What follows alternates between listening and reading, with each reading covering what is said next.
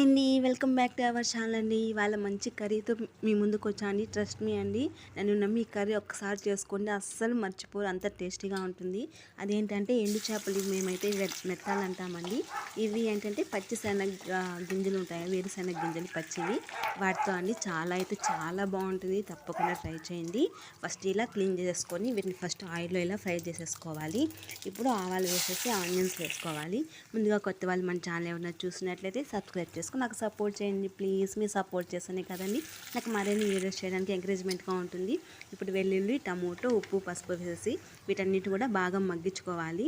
ఇప్పుడు కారం, ధనియాల పౌడర్ కూడా వేసేసి ఇవి మగ్గాక కొంచెం చింతపండు వాటర్ అనేది వేసుకోవాలి. కొంచెం వెల్లుల్లి వేసుకొని తినేటప్పుడు ఆ పులుపు, ఆ చేప వాసన అంతా తగిలి తినడానికి చాలా బాగుంటుంది. ఇవేంటంటే ఉడికిచ్చిన వేరుశెనగ గింజలండి, వేసుకోండి, చాలా బాగుంటుంది. అసలు వేడి వేడి అన్నంలో సంగట్లో చాలా బాగుంటుంది. వీడియో నచ్చితే లైక్ చేయండి, షేర్ చేయండి.